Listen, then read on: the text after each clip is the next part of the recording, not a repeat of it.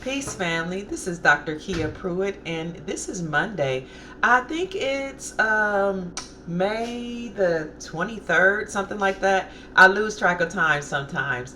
But I just wanted to come on because I've been having this desire to talk about something that's really on my mind. And I know it can be controversial, but I'll just start with saying that I hear a lot of us ladies complaining about things that really we don't have to complain about. It's really within our control. In fact, I hear a lot of adults complaining about things that are within our control. And it doesn't make a lot of logical sense to me, but I do understand and overstand that I have the ability, or I have the propensity to think outside of the box. So I keep hearing women complain about why we can't find good men, particularly in the black community, but all over really. I hear women, no, I'm going to be honest, specifically in the community classified as black, saying why I can't find a husband, why we can't find good men, blah, blah, blah. And I've been married. My children's father passed. I have been in relationships, so I do know what it is like to be in a relationship. And I'm just going to be honest. For a lot of us women, once we reach a certain age, like middle age, in our late 30s, 40s, 50s, and even 60s or above, we have a tendency to forget the decisions that we made when we were younger. So you see, you come to the platform at 40s, 50s, 60s saying you can't find a good man, when in actuality, we have positioned ourselves to not be able to be found of these men. So hear me out. A lot of us in our younger years, we were focusing on career, we were focusing on raising children, we were focusing on school. And while that's wonderful and it's good, we didn't understand that it's when you're in your youth that a lot of other women are actually positioning themselves for marriage. So when I was younger, the women actually taught us how to cook, how to clean, some of us even how to sew, how to grow our own fruits and vegetables, how to snap peas, how to garden. They taught us how to wake up early in the morning and provide or breakfast on the table, put food on the table for our families before they wake up. They taught us how to pack lunches for your potential husband. They taught you how to speak in such a way that you are heard of a man. They taught us that there's a way that you have communications with a man, that it's not always prudent to just tell a man what to do, to argue with a man, to lead him or go before him. Because just like women, men have egos, or they have personalities, and they have a way of doing certain things. So our mothers and mothers-in-law and the elders taught us as women that if you want to get something across to a man, then you make a suggestion, or you sweetly suggest, or you wait until he's comfortable, or until he's rested. You don't bombard him as soon as he comes into the home with a bunch of why you didn't do this, why you should do that, this, that, and the third. But you wait until he's rested. You wait until he's relaxed, and then or wait till he's fed, or wait until he's sexually satisfied, and then you make a suggestion. But these days, you see women who are who pop off at the mouth, who are sharp tongued, who want you to do whatever they tell you to do, who we think we know it all. And this comes from a lot of us having been on our own for a long time and having been independent. It comes from us not having a man in the household, so we don't understand or overstand the authority of a man. We don't understand the culture of manhood. We don't understand that when a man speaks, because his voice is thunderous, or his voice may be strong, or his voice is masculine, or his voice is monotone or sharp, or just different and not soft like a woman, we think he's trying to control us or tell us what to do. And a lot of this, again, is because we didn't grow up with fathers in the home, and it's because we were spending our time working on career and education and doing those things that we were taught are important. And while they are important, what happens is you spend a lot of your good years, your fertile years, your young years building something outside of the home, building your career, building your educational repertoire, amassing degrees such as I have. I have degrees. And then, you can spend that time while you're doing that, just for some women, having sex randomly with random different men. And it's cute and it's fun and you're independent and you're strong and you're happy and you think you'll never get old. But what happens is you reach 35, 40, 50 years old and you don't have a husband. It's really not rocket science. You didn't prepare. You didn't prepare for a husband. You didn't put yourself in the best position to find these men when they were young to marry. Or even if you desired an older man, you were not preparing for marriage. A lot of us were not preparing for marriage because for us, marriage was a bad word. Marriage and homemaking was something that was for those other people to do. Those women who were not independent should do. And then you find yourself at 40, 50 years old, not as cute as you used to be, not your body not as shapely as it used to be, with all these aches and pains, having sometimes no children, or having had to raise children on your own because you thought it was cute to be a single mother. And now you're tired and worn out. And I'm just going to be honest, and you wonder where the good men are. A lot of those men who were in the market for marriage are already married. But see, some of us were too busy looking at other things that we did not prepare ourselves for marriage. And so now I find myself watching these women like complain, angry, getting on their platforms, talking about no good men are around. Where are the good men? Baby, they already married. For some of us, the ship is sailing by and we still won't get on board and learn how to be feminine and soft and learn how to deal with men, how to relate with men. It's like the ship keeps sailing by and we aren't learning any lessons. And I'm really not trying to be harsh, but it just boggles my mind, ladies. Like, come on. So a lot of us were not preparing for marriage. Many women go to college from different cultures to find a mate. They will hang around the engineering department or the business school because they know, because their parents have taught them, that the man that will provide and protect will probably have these types of jobs. But a lot of us were taught, you don't need a man. You need education. You need a career. You need this and that. And while that's fine, and it does pay the bills, what you will find out is that when you get 40 and 50, it's no longer cute. It's no longer cute.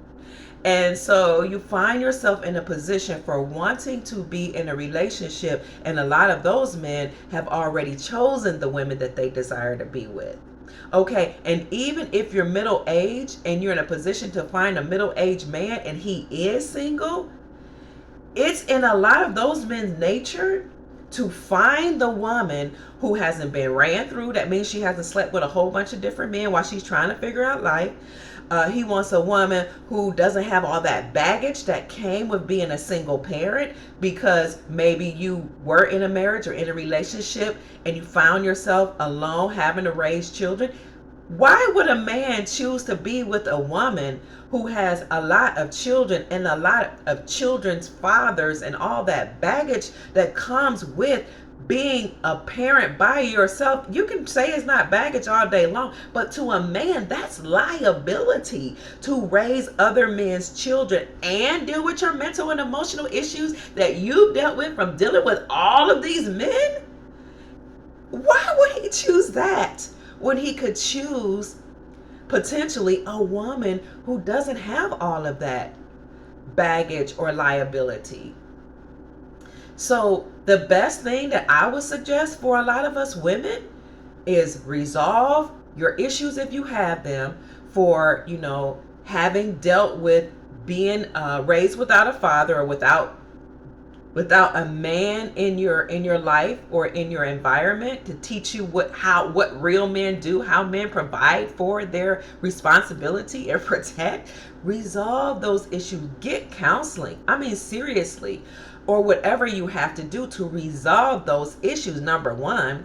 Number two, learn how to be a wife, because a wife is somebody that is interdependent. So she's not fiercely independent. She doesn't walk ahead of her husband. She doesn't tell him what to do. She doesn't have all the answers, but she works alongside of him, and she works in harmony with him. That's called synergy. She synergizes with him. She works from where she is and takes what he is, put them together, and they work in harmony and balance. That's what a wife does. She supports her husband and his dreams and her dreams. She nurtures the family. I mean, that's the way I was taught. But these days, women want to be in a marriage and tell men what to do. They want to lead the house. They want to tell them, I'm not following you. I'm not moving to where you are. You're going to do what I say do. You're going to live what I say do. You want to deal with all these children who are not yours and deal with their fathers and deal with the issues that we all have. And somehow you're supposed to provide for me and protect me. And while I'm trying to be the man at the same time. It doesn't work. It doesn't work.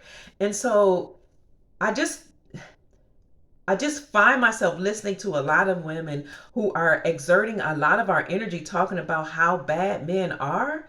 And while we know that there are some men that are not marriageable and they don't know how to provide for you or protect, why waste your energy talking about that when you can position yourself to be found of a man that is worthy of your attention? When you can find men who are in alignment with being a provider and a protector. But a lot of us aren't finding them or being found of them because we're not in the position to find them.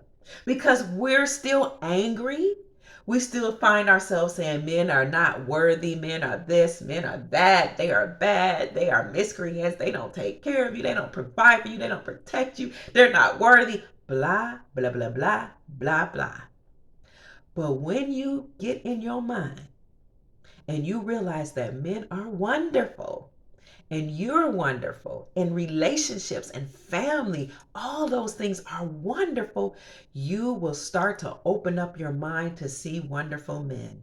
And if that is challenging for you, then you might need to actually relocate your body and put it into a place where you see good provider men who are taking care of their families. And that might be outside of your little location, your neighborhood, your community. And that's okay. But to continue to complain about something that is not in your control, to complain about the behavior of a certain group of men, is not making your situation any better. What would make our situation better is to put ourselves in position mentally, psychologically, spiritually, and physically to be in alignment with those provider protector men. Now, let me tell you, ladies, a lot of us do not want to hear that we are so fiercely independent that we can't be told anything. We don't even want to listen to women. We don't want to listen to women. We don't want to listen to men. We don't want to listen to anybody.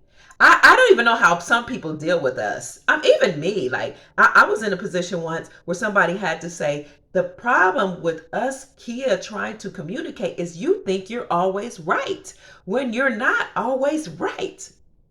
And I had to learn to listen attentively to what the other person was saying.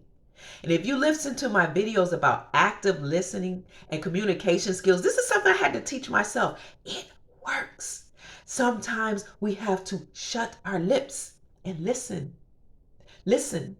You want a man? Listen to men tell you what men need, what he need. A lot of men actually need to be heard, but we don't want to listen.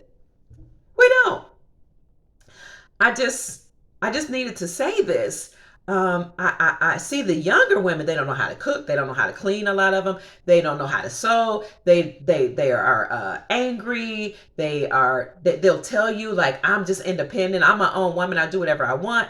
And while I get that we have a mind and we have thoughts and behaviors and hobbies and things we love to do, when you come at your potential mate or your spouse in that manner, it makes it hard to be heard. It really does.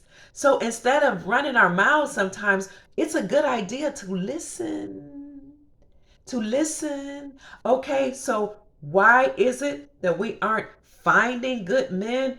Because a lot of us have spent our youth chasing other things, chasing money, chasing dreams, chasing wild men, chasing education, chasing this, that, and a third that is not necessarily conducive to being married. Now, I know a lot of us haven't been taught that, but there's some truth to it. If you just follow me, if you would just follow me, you're 40, 50, 60, 35 even, saying you can't find a man, but you got college degrees, you got your own house, you got your own attitude, nobody can tell you what to do. A lot of you have had a bunch of abortions. We don't want to talk about that. You've had a lot of abortions, you've had a lot of mistakes and a lot of relationships, you've had a lot of different men, you made a lot of mistakes, but you want a man to come to you, a man, mind you, who has positioned himself to be a good provider. That means he's made pretty good decisions in his life. That means he's either got his own business or he has a college education or he has a good job, which means you have to be disciplined to position yourself to be a good provider. That means you don't have a whole bunch of children out here dispersed that you're not taking care of. Right? So you want a man who has disciplined himself enough to not have a bunch of children, to have disciplined himself enough to put himself in a financial situation to take care of a woman and to be in a financial position to have a house for her already. You want a man who has put himself into a financial position to give you all the things you would desire and to leave some wealth for your posterity. You want that man to go across all the young women who are still virgins, who have not been ran through, who haven't had a bunch of sex, who haven't had a bunch of abortions, who haven't had a bunch of men, who aren't angry, who aren't bitter, who are sweet, who understand how to deal with the masculinity of a man, who will not chasten him if you think he's wrong. You want a woman, you want a man to overlook all those women, and they exist. Oh, yes, they do. To find you while you've used your youth up to sleep with anybody, to even to get degrees and houses and all that, and even say you don't need a man. But now that you're getting old and it's not cute and you're losing your shape, I'm just gonna be honest. You want him to overlook all those women to come to you and me. Like, are we being realistic? No, we're not. Ladies, there are things that we can do. I'm not saying you're too old. Please don't try to comfort me. I'm not saying you should not have looked out for yourselves. I know some of you are put in a bad position. You had to be on your own since you were 16, blah, blah, blah. Get some counseling. Because in a grand scheme of things, a man doesn't really want to hear all of that, not unless he's just out to save you, okay? And if he's out to save you and that's what he wants to do with his time and his money, then God bless him. But a lot of men who have been disciplined enough to steer away from confusion will not settle for you with your mama and daddy issues, will not settle for you who have not taking care of your physical body, will not settle for you who wear your degrees on your sleeve, but yet you can't cook a meal, yet you can't be sweet, yet you don't know how to synergize. It's not rocket science. Nobody wants to tell us this, not a woman. Men will tell us this, but they come across hard when they say that, and some of them are disrespectful. And so I understand why we don't listen to it. But even when women, our elders, come to us and say, if you want a man, prepare to be a wife, we get offended. Why? Because we've allowed the feminists to tell us you don't need to stay home and raise the children. You don't need to learn how to cook, clean, and sew, because that's for those other women to do. You're independent. You can take care of yourself. And now you find yourself 35, 40, 55, 50, 55, 60, 65, 70, 75, 80, 85, 90, 95, 100 on your own, complaining on social media about why there are no good men. The no good men are in your life because that's what we continue to attract. We have not positioned ourselves to be in alignment with those men. And when we were young enough to do so, we were too busy doing other things. That sums that up. But it's not too late for some of us, for many of us. I mean, the ship is sailing on by, but it's not too late. We can take a step back, pause, acknowledge the things that we could have done better, acknowledge where we are right now, and get better. Put yourself in a position to be found of these good men, to be in alignment with these good men. And when you get a good man, don't run him off. Don't listen to the sage women who have been there and done certain things. We know what you need to do, some of us. So we're saying, be soft, be feminine, be graceful, be loving, learn to laugh, be joyous. And if that's difficult because of the trauma that we've experienced, get some coaching, get some counseling, get some help, do some yoga, do some meditation, and work on ourselves. And yes, learn how to take care of the outer appearance. If you're sickly, if you are not physically healthy, if you're not at the weight you desire or at the weight that's attractive to men, then by golly, do what it takes.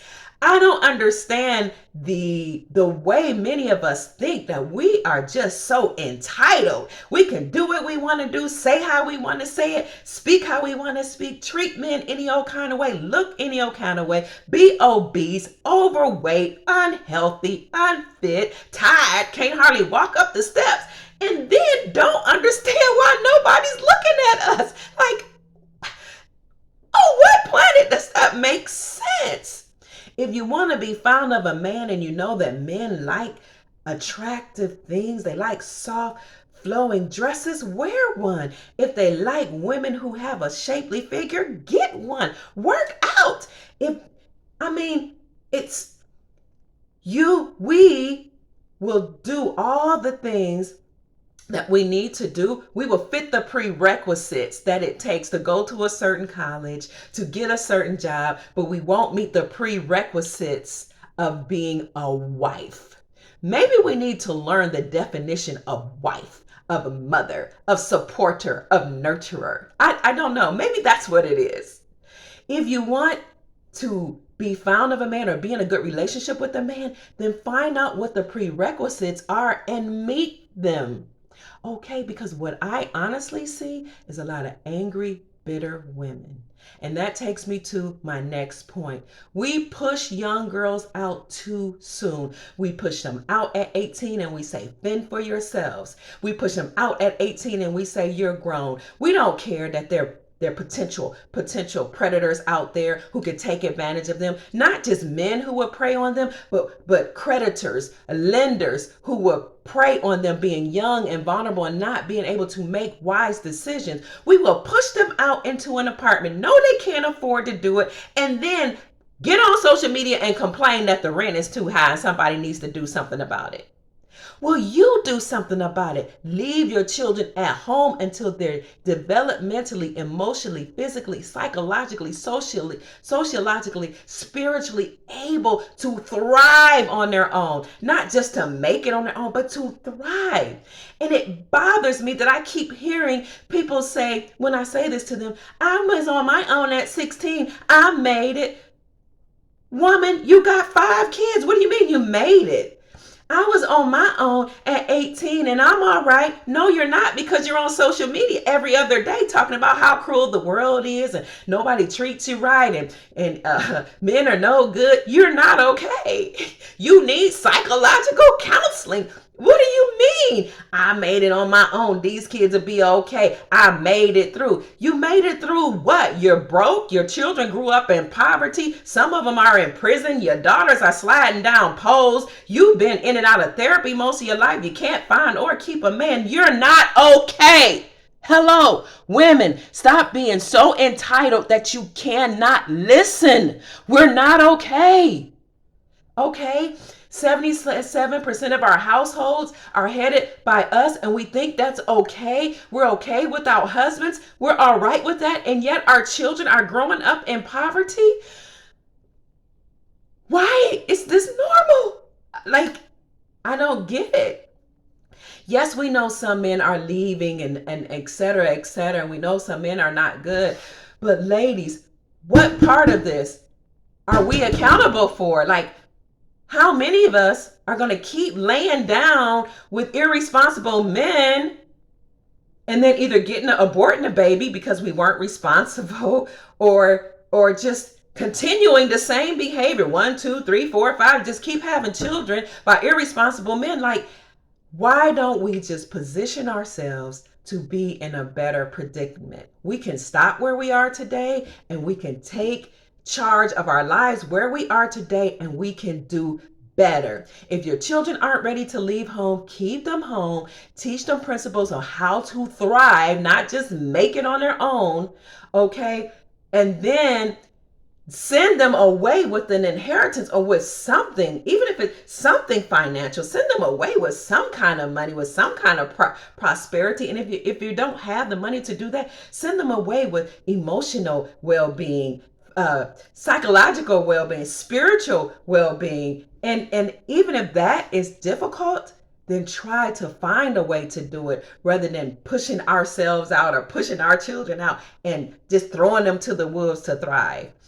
It just doesn't make sense.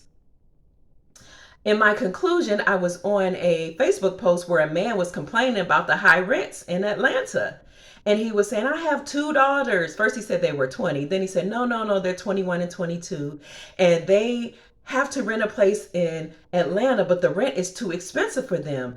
They need to make $5,000 each, and that is not feasible at their age in this market. But I rented the place anywhere. But I just needed to come on Facebook event about the high rent. Nobody's talking about this. This is too much. People are getting evicted, blah, blah, blah.